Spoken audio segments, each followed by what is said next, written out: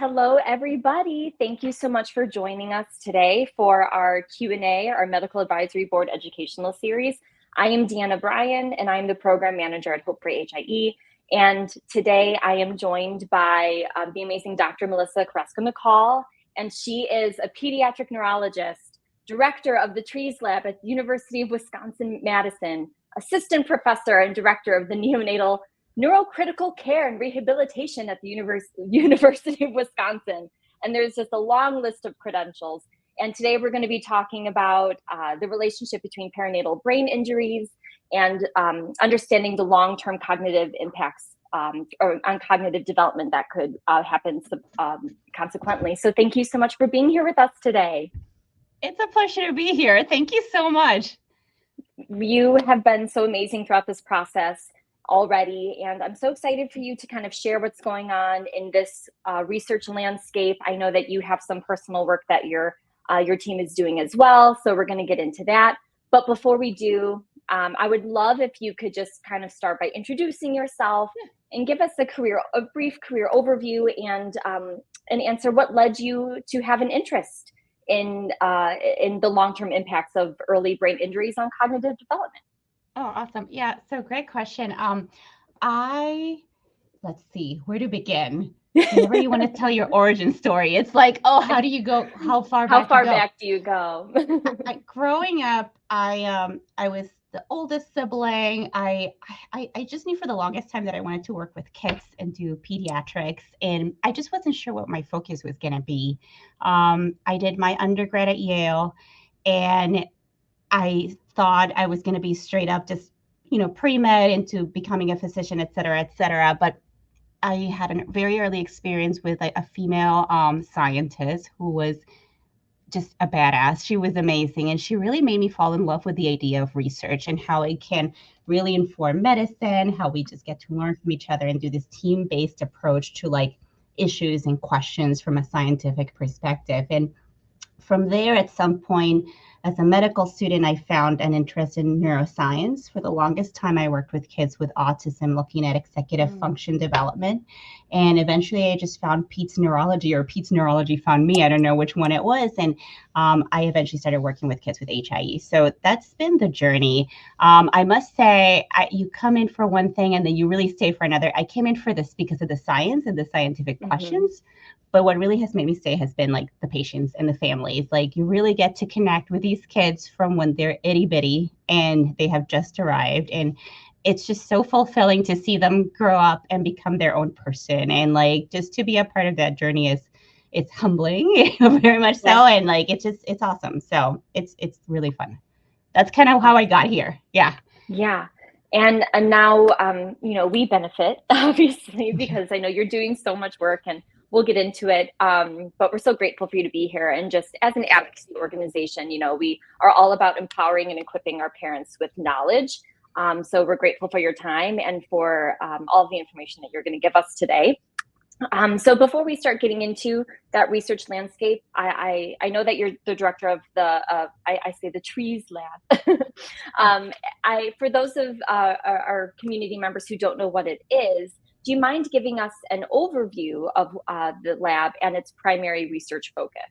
Yes, absolutely. So the Trees Lab, it's an acronym for a very long thing that I won't go over, but we are looking for early signs and markers of both cognitive issues, learning issues, and long-term development of what we call executive functions in kids that have had an early injury such as HIE. We know that these kids have a lot of potential, and we want to make sure that we are figuring out what is it that they could benefit the most from in terms of rehabilitation long-term. We're also understanding that the sooner you recognize issues or concerns, the better. I feel like the people that have worked on the motor end of things, figuring out how early can we diagnose cerebral palsy, how early can we diagnose motor issues, the better, because then you rehabilitate these kids earlier and it just benefits them so much more. There's this period where you feel like things are more plastic, and if you do rehab then as opposed to waiting, they just get so much more benefit from it.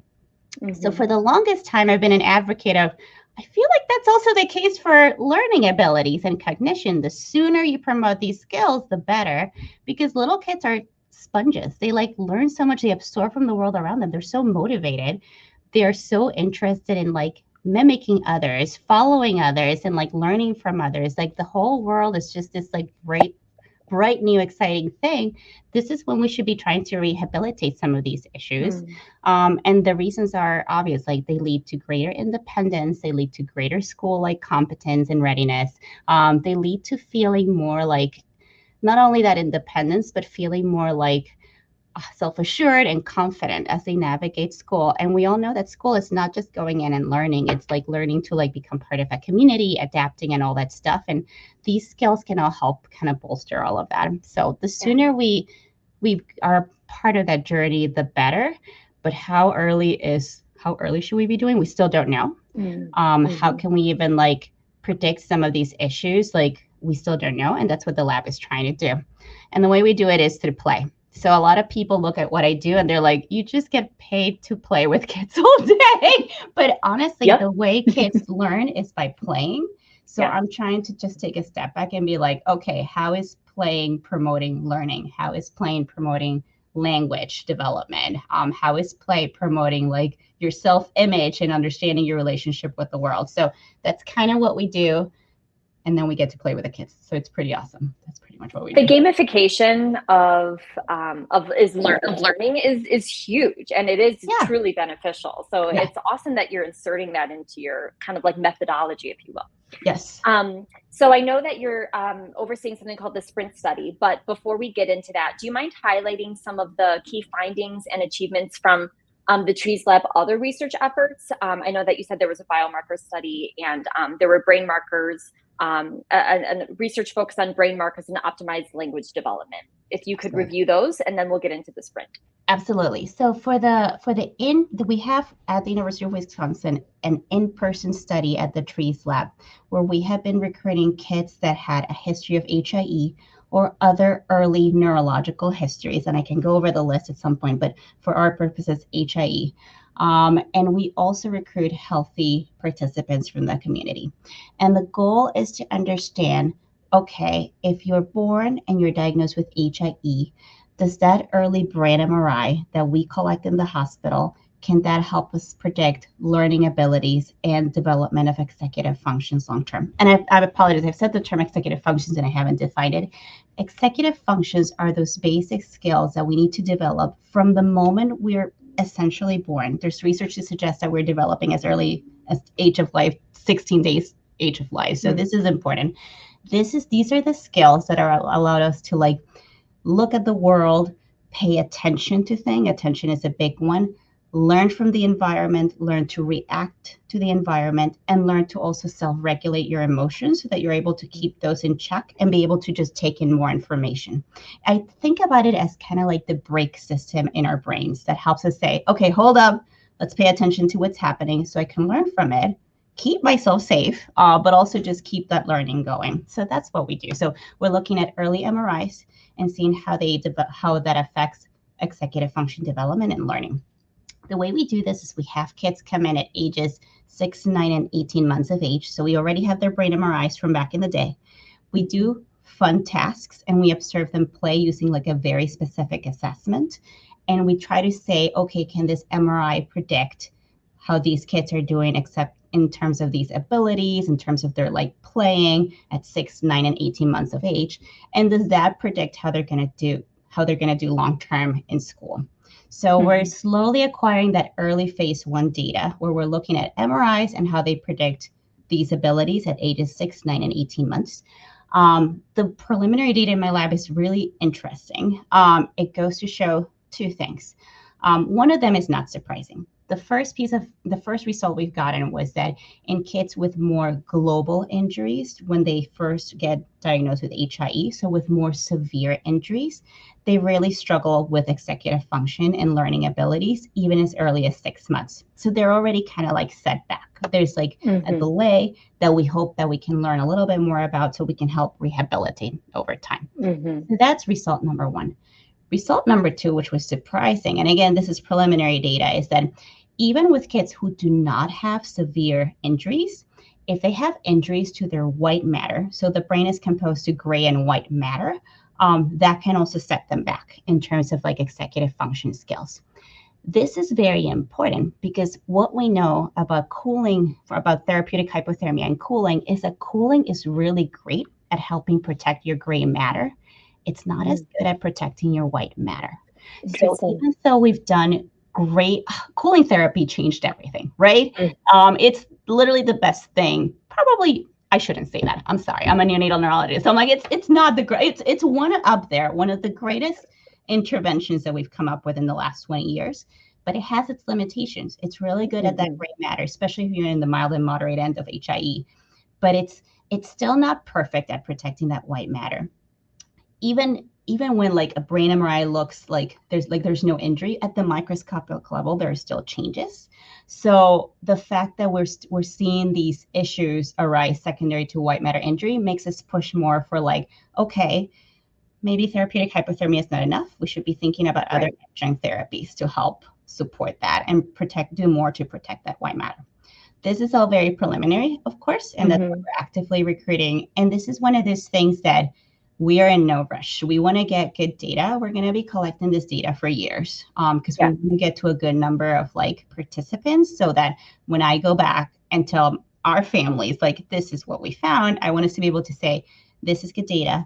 This is data that's not just applicable to us, but generalizable across the population. So it's going to be quite a hands-on deck effort for several years. I suspect so. Little by little, that's what we're finding.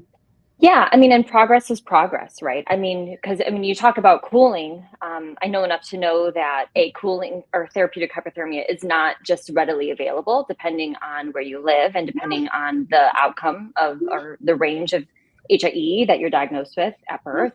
And then, I mean, and when we talk about low-income countries, that's not also a thing. So it's amazing that we're spending time and energy and money and research and all these things on finding something, like you said, that we can do that's supplementary or adjunct to that cooling to make it more widely available. So that's amazing. Yeah, that's so important. I agree. Yeah. So we know this is something that our community is familiar with, but there are just gaps in research. That's, I mean, if I had a nickel for every time we said gaps in research, I would be in Bora Bora. So that's awesome. So what are the current gaps in research regarding the cognitive development in children with HIE and other perinatal brain injuries?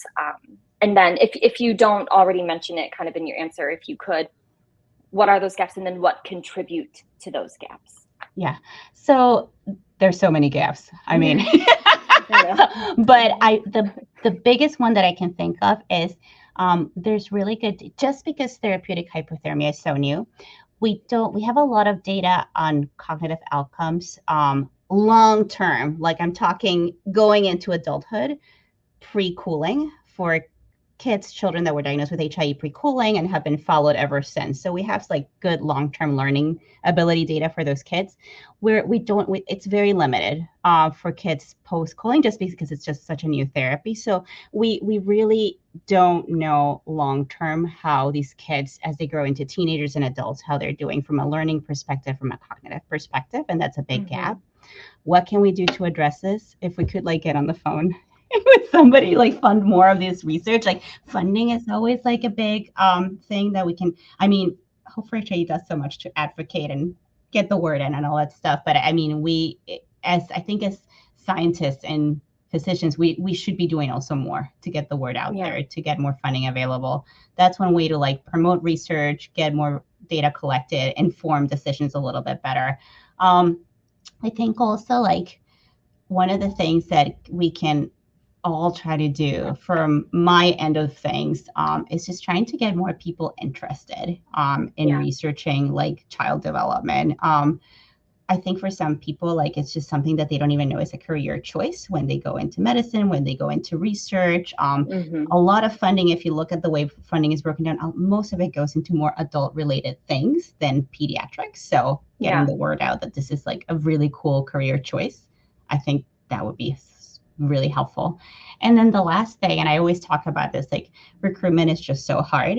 So trying to, as like research groups connect with one another to try to promote each other's research and promote recruitment, like the families are interested. Every family I talk to about research, they want to do it, they want to help, they want to be involved, but they don't even know how. So trying to do a better job at connecting what we do, recruiting people, and like, you know, it's just, I'm so grateful for people's time when like they're willing to do like our research studies. They're longitudinal studies, so they entail multiple visits, but that's how we really get to learn about child development well over time. Trying to do a better job at recruiting, I think, is so important. And trying to make sure that the research that we do, that the research questions that we ask, like makes sense to the patients we want to serve and that they're important to them. Because I think that for the longest time, there was a disconnect between what maybe the scientific community thought was important. And then you suddenly ask a family, like a parent, and they're like, who cares? Like, you know, trying to make the connection. It's just so important. Yeah. Yeah. I know there's been this amazing trend of more patient family input. And that's something that, you know, Hope has been very actively involved with. And I know that I, you know, make jokes about gaps in research, but the reality is, you know, if it weren't for those gaps, then we wouldn't have researchers and people like you putting in all of that work, and working with all these families to find answers and find potential solutions. So, so it's amazing what's happening. Now, I guess if we're going to look from a more glass half full perspective, you know, we've talked about what we don't know. What do we know?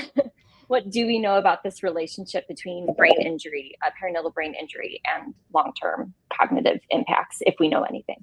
Absolutely. We do know that, I think, so when a child is born and is diagnosed with HIE, I think we all know that there's mild, moderate, and severe HIE.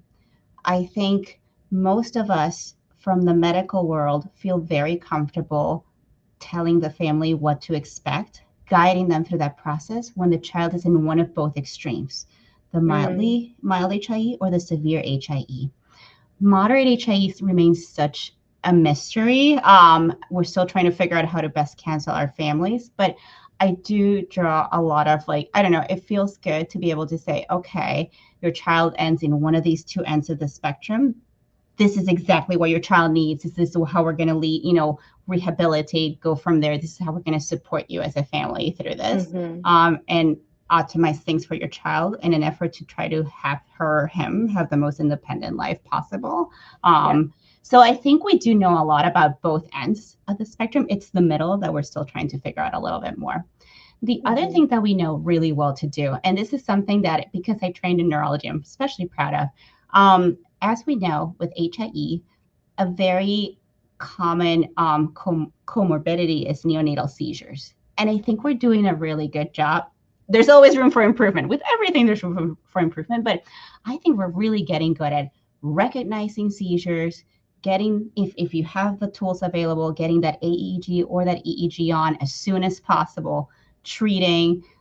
This is something that when I started training, we didn't really even talk about that much, to like, oh, this kid really still acting very encephalopathic. Should we hook up to EEG? I don't know. Like, I feel like we know that kids, when they have HIE and then there's neonatal seizures on top of it, that can really affect recovery so much more. It's an extra hurdle that they need, that, you know, the patient needs to get through. I think we're doing a better job at recognizing. So that has been awesome. I think again, always room for improvement, always room to come up with better therapies. But fortunately, I think we're in a good place for that. Yeah. And I know back in April, we interviewed so many smart people about building a community culture of research. And one of the studies that I remember talking about, one of the research studies showed really interesting results where they put an EEG on a child who hadn't shown any signs, like physical presentations of seizures, but they were happening. And, you know, so even things like that, like the information like that can just really change the trajectory of treatment. So yeah, just small steps, like you said. Yeah. Absolutely. We're all ready to talk about the SPRINT study. If you could provide, you know, I say it, but people may not know what it is. So the overview of it, its key questions and objectives, inclusion criteria, and then any study details you can think of, like enrollment or access to study via telehealth, which I know is something that you guys prioritize as well. Yeah, I'm very excited about the sprint study. So basically, up till now, I've been talking about the research we do in our actual physical lab. Mm-hmm. Getting to the lab for families is very hard. Families are busy, especially when you have a child that you have to also be like, going with her or him to like doctor's appointments, therapy visits, all that stuff. It's really hard for you to carve out time. Even though families really want to be involved in the research, it's hard to carve out the time to drive in. Where I live in Wisconsin, a lot of our patient population drives more than 2 to 3 hours to get to us anyway. So traveling to our lab to physically participate in a study is very hard. In an effort to promote recruitment and engagement and to collect more data, to just start answering some of these questions we had, I said, are there aspects of our in-person study that we could do virtually? And there definitely are. So we have kind of pivoted a little bit, and we are recruiting right now families with a child with HIE and also families with a child born extremely premature, so born less than 28 weeks gestational age, as well as healthy kids that do not have these neurological histories. And we're meeting them online. It's really fun. It's a Zoom visit. We log in, they log in. We do some of the tasks that we would have done in person. We do them remotely. It's very fun. I don't have my puppet with me, but one of them is a puppet task. Sometimes it's here with me, and I kind of spook people when I bring out the puppet. So anyway, this is what I do. I would have loved it. I know. I feel bad that the puppet's not here, but anyway, it's like the cutest puppet. And then it's a puppy, and then like we just do like a couple different attentional things, and we're really getting a good understanding in a place that's home for the child. They're the most comfortable there. It's organic. It's like, I just think it's a really good way to get a window into development in like the place that you're most comfortable at, which is home. Absolutely. So that's worked out really well. We just finished the pilot phase of that this summer. We just wanted to get a sense of like, can we even do this? Like, is this even feasible? And it went really well. Whenever I start a new study, I kind of go like, how is this really going to work out? Once you start like, meeting the families, like, are they going to find this like strange? Like, but I don't know, I'm old maybe. I'm like, virtual is the new way of doing things, right? So like, it's worked out really well. Families have been very receptive. Now that the feasibility, that phase 1 is done, we're taking a step back to look at the data we've collected and make sure that we are doing a good job at all of that stuff remotely. Remote is very new for us. But then we're going to start the study in earnest again later this year. So we're hoping to recruit 2,000 families for this over the big cohort. It's a big cohort over the span of like close to a decade. So we're going to be talking about the sprint study, I think, for a long time.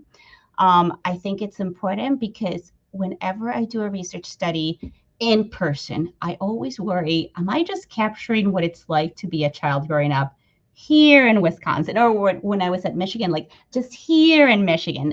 What my hope is that this will be a national cohort where the results are just, I can trust them, that they're generalizable, that I know that these apply to anybody everywhere. So that's going to be really fun. It's been really cool.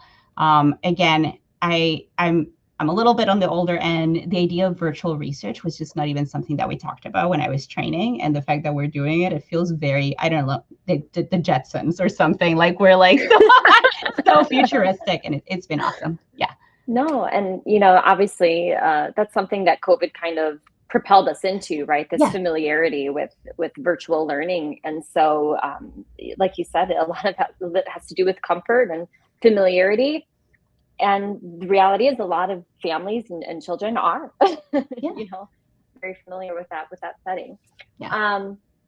So what are the specific aspects of cognitive development that are being evaluated in the sprint study? The biggest one is attention. So being able to pay attention to something that's new so you can learn from it, being able to block off distractions, and being able to also pivot. So let's say I wake up this morning and I go make my coffee, and then I drink it and I move on. If I keep forgetting that I made my coffee, there's no way I'm going to be able to leave the house and do all the things I need to do. So being able to like say, this is done, it's time to move on, that's something that can be very hard. We know that it's very hard with kids across neurodevelopmental issues, like kids with autism struggle with that ADHD. It's almost like things are too sticky, and sometimes it's hard to overcome and then move on to the next thing.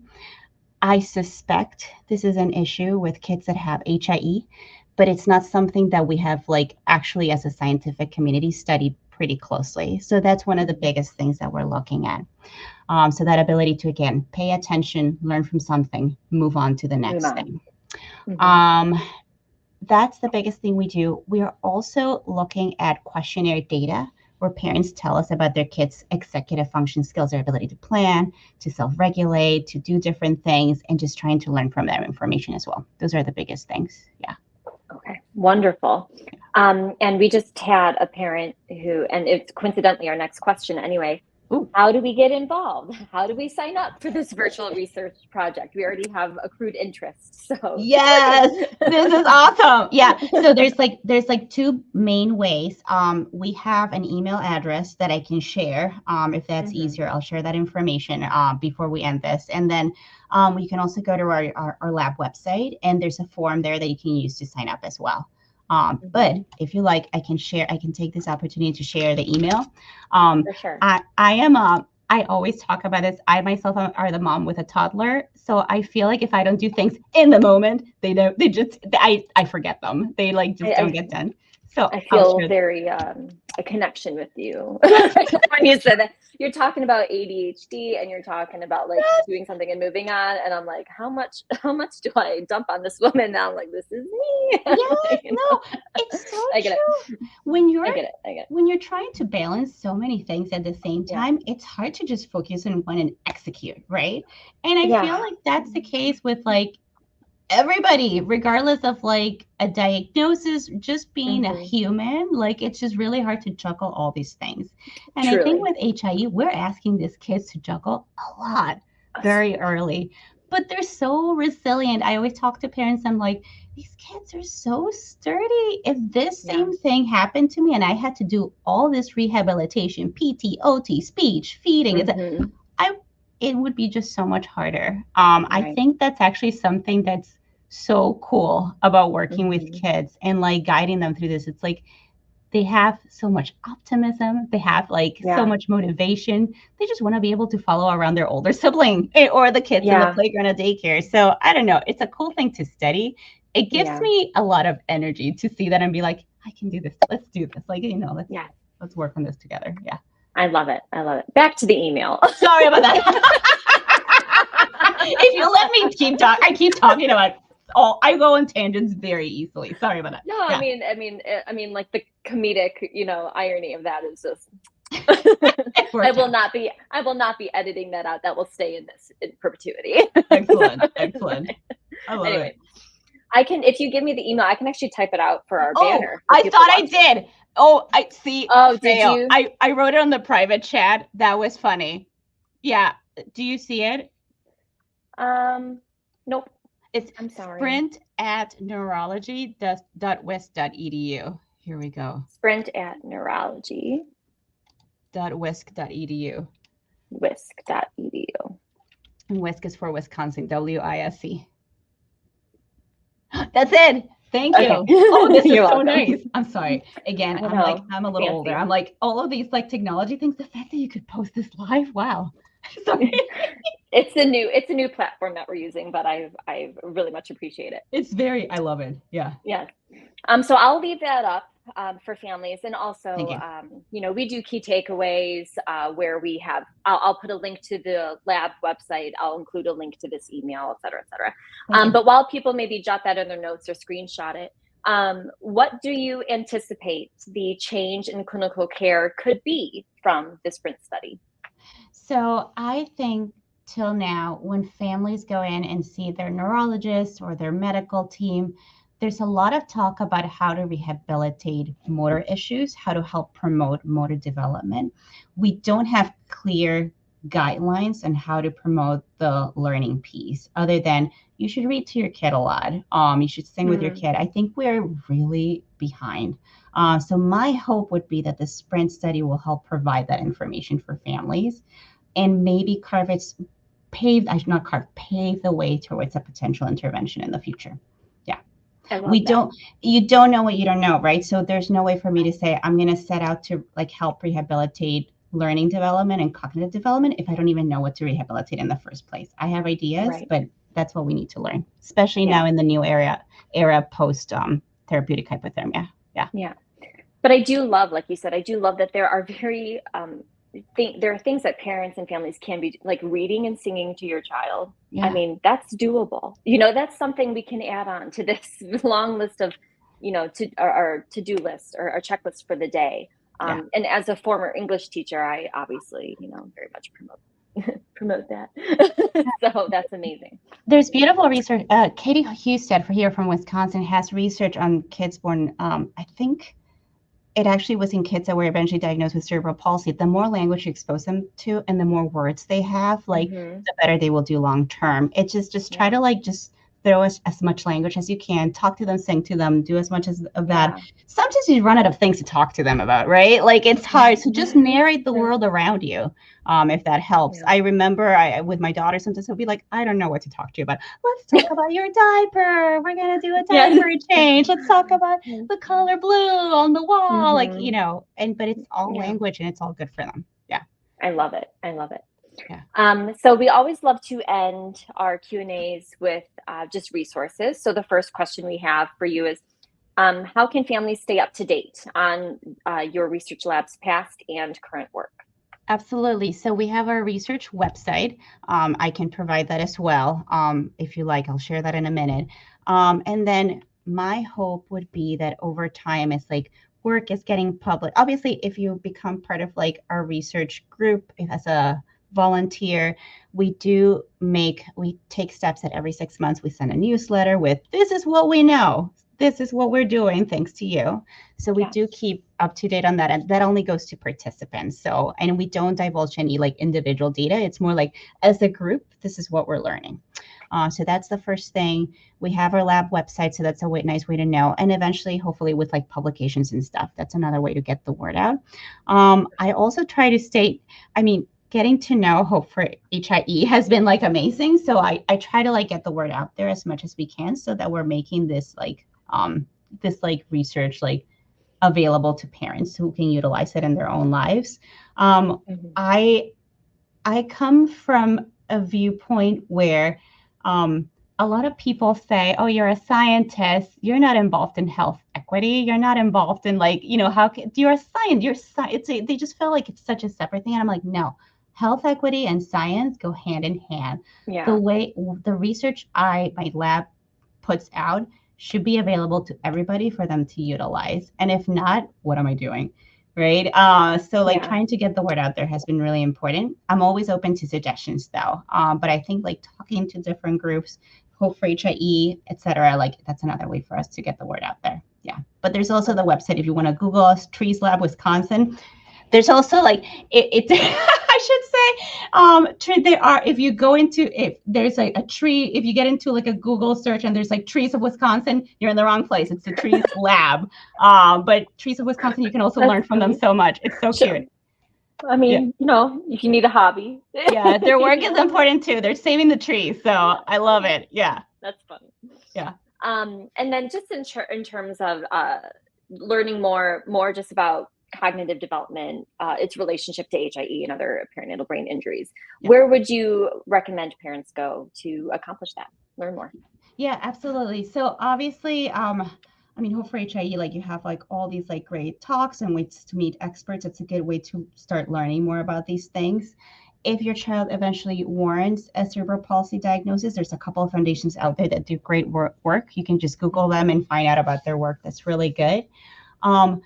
Unfortunately, we don't have a lot of like specific for HIE cognitive stuff or learning stuff. So that's a huge gap, going back to the gap. So my hope would be that by promoting this research and getting people excited about it, we'll have more and more groups tackling this sort of questions.